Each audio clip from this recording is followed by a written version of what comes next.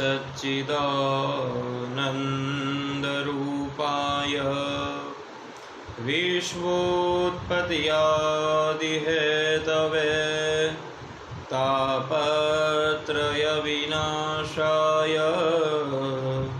श्रीकृष्णाय वयं नुमः। कृष्णं नारायणं वन्दे, कृष्णं वन्दे व्रजप्रियं, कृष्णं द्वैपायनौ वन्दे, कृष्णं वन्दे पृथासुतम्।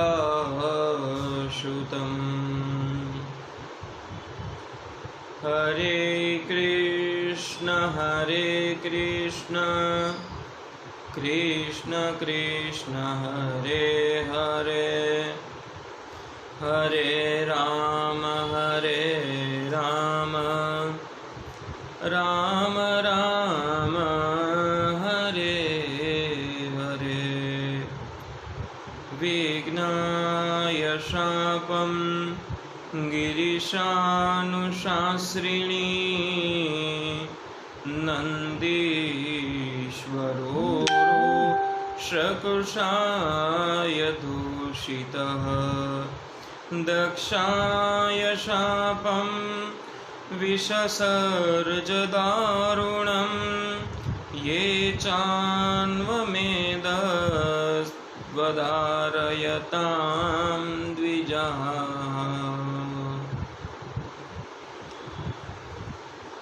आप सभी को जय श्री कृष्ण, जय सोमनाथ जी, जय सिया राम। आप सभी अपने अपने घरों में एकदम खुश होंगे, स्वस्थ होंगे, ऐसी हम आशा करते हैं। जब से ये तीसरा लॉकडाउन शुरू हुआ है, तब से लेके आज तक कुछ समय भगवान का चिंतन किया जाए तो वो उत्तम है। तो इस वजह से प्रत्येक दिन कुछ न कुछ भगवत चर्चा करते हैं, तो वो भगवत चर्चा के द्वारा मन को शांति, सांत्वना प्राप्त होती है। क्योंकि ये जो श्रीमद् भागवत है वो भवौषधि है, ये भव में से मुक्त करने वाली औषधि है। हमने पहले ही दिन बात की थी, अगर जीवन कैसे जीना है, अगर वो सीखना है तो हमें रामायण पढ़ना और मृत्यु के समय क्या करना है, कौन सा ऐसा काम किया जाए कि मृत्यु हमारी सुधर जाए। अगर वो सीखना है तो श्रीमद् भागवत में से सीखा जा सकता है। इसलिए प्रत्येक दिन कुछ न कुछ भगवत चर्चा करेंगे और वही सारी भगवत चर्चाओं में आज हम दक्ष प्रजापति के यज्ञ ध्वंस की बात करेंगे। मनु महाराज की जो 3 पुत्रियां थी, उसमें से एक का विवाह करदम के साथ हुआ था, एक का विवाह यज्ञ नारायण के साथ हुआ था और एक का विवाह दक्ष प्रजापति के साथ हुआ था।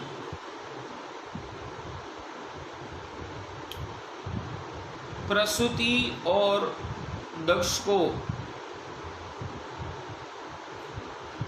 16 कन्या थी।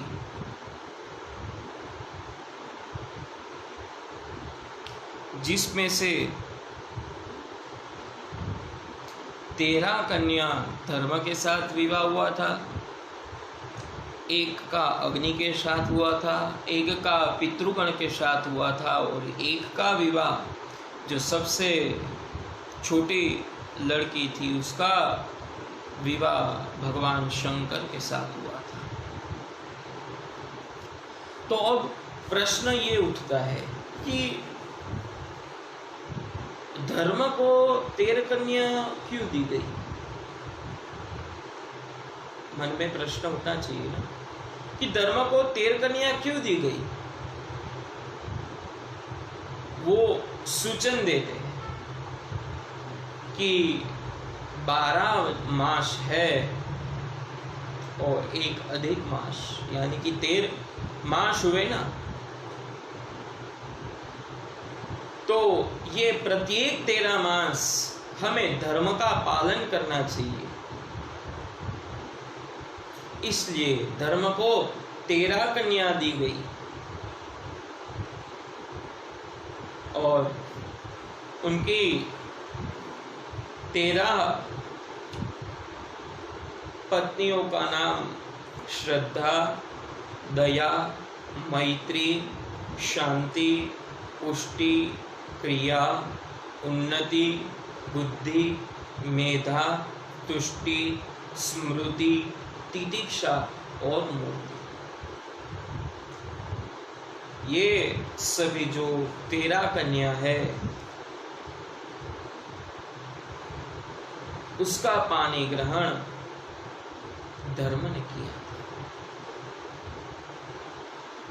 और इसीलिए कहा जाता है धर्मो रक्षति रक्षितः।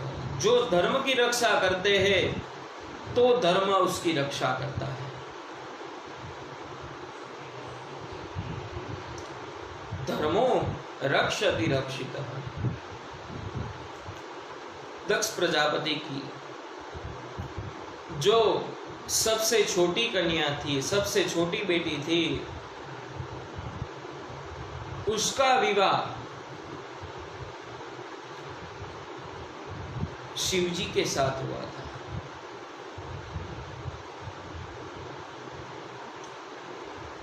सती खुद मन से भगवान को पसंद करने लगी थी।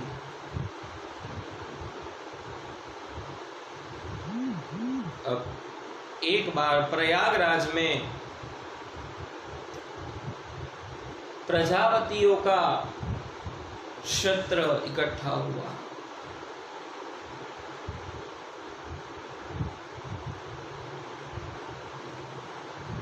वहां पे सब थे।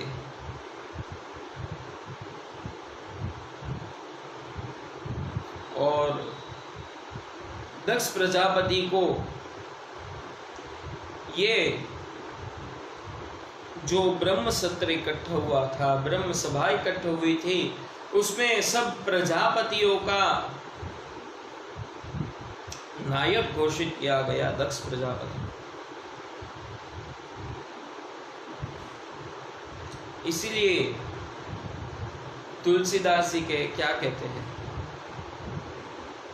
देखा विधि बेचारे सबलायक, दक्ष ही दीनः प्रजापति नायक, बड़ अधिकार इच्छ जब पावा, अति अभिमानु हृदय तब आवा, नहीं कोई अस जन्मा जग माही, प्रभुता पाई जाहि मद नाही।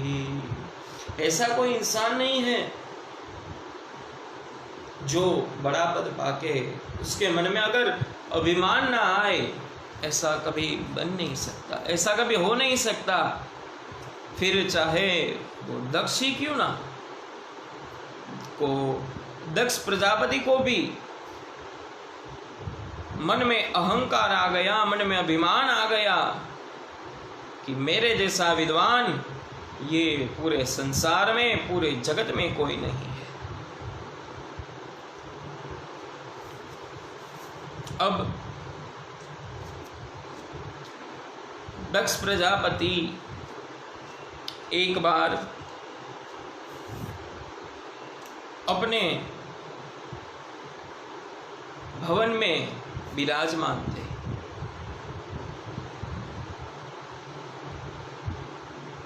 उनकी सबसे छोटी लड़की सती का विवाह शिवजी से हुआ। अब एक बार ऋषियों की सभा इकट्ठी हुई, जहां पे सब विराजमान थे।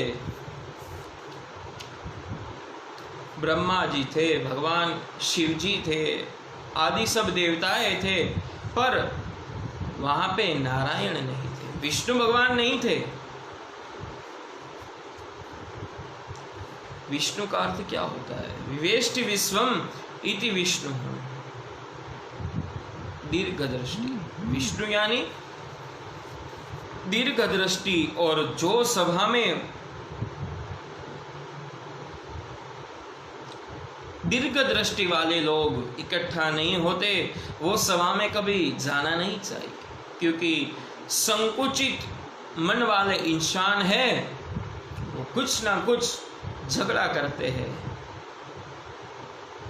इसलिए जहां पे दीर्घ दृष्टि वाले इंसान ना हो, वो सभा में कभी जाना नहीं चाहिए।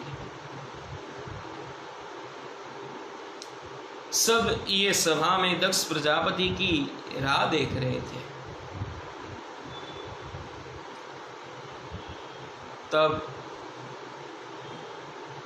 दक्ष प्रजापति आए तो सभी देवताएं खड़े हो गए अपने स्थान से उनको सम्मान देने के लिए। परंतु ये सभा में ऐसे भी दो व्यक्ति थे कि वो खड़े नहीं हुए। एक ब्रह्मा जी और एक थे भगवान शंकर।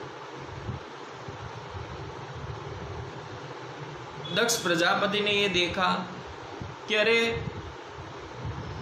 सब खड़े हो गए हैं। प्रथम जाके अपने पिताश्री यानी कि ब्रह्मा जी को नमस्कार किया।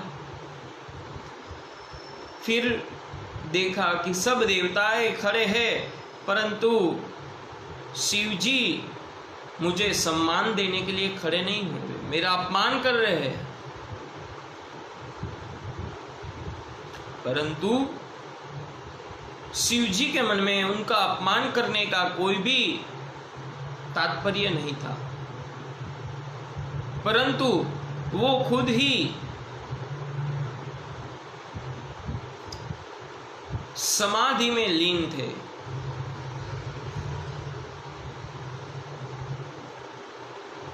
खुद ही समाधि में लीन थे। तो जो एक बार समाधि में चला जाता है उसको फिर ये संसार की किसी भी चीज से माया नहीं होती, ना ही उसको सम्मान का मोह होता है, ना ही उसको अपमान का डर होता है। तो इसी के साथ भगवान शंकर अपने तप में लीन थे। तब दक्ष प्रजापति को लगा कि ये तो मेरा अपमान कर रहा है। देखो, कोई समझदार इंसान हो तो वो क्या सोचेगा, इतने लोग खड़े हैं। पर दक्ष प्रजापति के मन में अभिमान था कि मैं हूं, मैं कुछ हूं, मेरा कुछ स्थान है, ऐसा मन में अभिमान था। तो उनको वो नहीं दिखा कि कितने खड़े हैं, पर वही दिखा कि बैठे कितने हैं।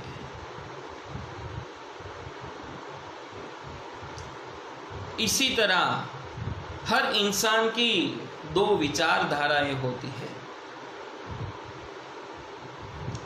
कोई एक गिलास है पानी का भरा हुआ,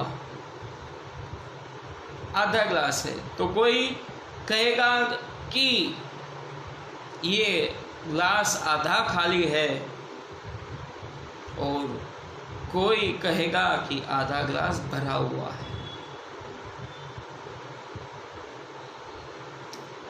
दोनों ही चीज तो एक ही है, परंतु सकारात्मक और नकारात्मक यानी कि पॉजिटिव और नेगेटिव दोनों ही थॉट एक साथ जुड़े हुए हैं। कोई कहता है कि ये ग्लास है वो आधा भरा हुआ है, तो वो पॉजिटिवली बोला ना कि नहीं, इसमें पानी तो है पर आधा है। और एक वही इंसान है जो कहता है कि ये ग्लास खाली है, उसको आधा भरा हुआ है वो नहीं दिख रहा है। इसी तरह एक बार भीष्म पितामह ने दुर्योधन को कहा कि आप पूरे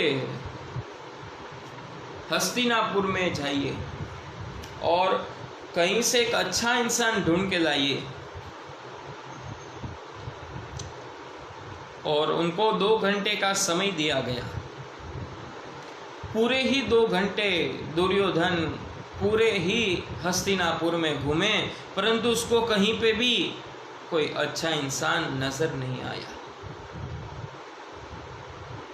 फिर वही समय 2 घंटे का समय और युधिष्ठिर को दिया गया। युधिष्ठिर को कहा कि तुम पूरे हस्तिनापुर में जाओ और कोई बुरे इंसान को ढूंढ के लाओ।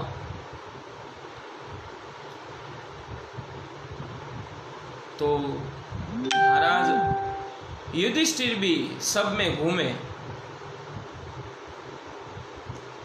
परंतु उनको कहीं पे भी बुरा इंसान नजर नहीं आया। वापस आए तो उन्होंने भी पूछा, भीष्म पितामह ने पूछा उसको कि क्या हुआ, तुम ढूंढ के नहीं लाए?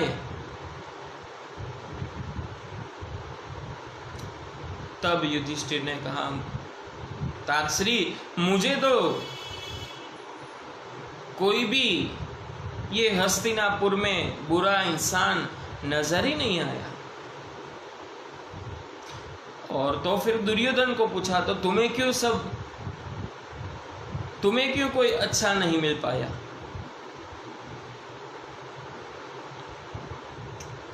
इसलिए कहते हैं जैसी दृष्टि वैसी सृष्टि। जैसा आप देखोगे, जैसा आप सोचोगे, वैसा ही आपको प्राप्त होगा। अगर आप पॉजिटिव थिंकिंग से विचार करोगे तो आपको ऐसा ही प्राप्त होगा। जैसे कोई कहेगा कि ये ग्लास है वो आधा खाली है, तो वो खाली ही उसको दिखेगा, उनको भरा हुआ नहीं दिखेगा। और एक जो इंसान है वो कहता है कि ये ग्लास में पानी है वो भरा हुआ है, तो वो पॉजिटिव थॉट है।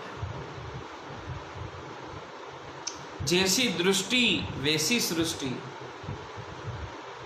जैसा कर्म करोगे वैसा ही आप पाओगे। तो इसी तरह दक्ष प्रजापति को भी इतने खड़े देवता थे वो नहीं दिखे, परंतु भगवान शंकर जो बैठे थे अपने इष्ट की आराधना में लीन थे, वो उनको दिख गया। इसी के साथ आज की जो अपनी ये भगवत चर्चा है उसको यहाँ पे विराम देंगे, और कल प्रातः 10 बजे इसी तरह पे कुछ न कुछ ये जो अपनी दक्ष प्रजापति के यज्ञनाथ वंश की जो कथा है वही आगे करेंगे। तब तक के लिए आप सभी को जय श्री कृष्ण, जय सोना जी, जय सिया राम। और सभी अपने अपने घरों में रहिए, खुश रहिए, stay home, stay safe, stay blessed. जय सोना।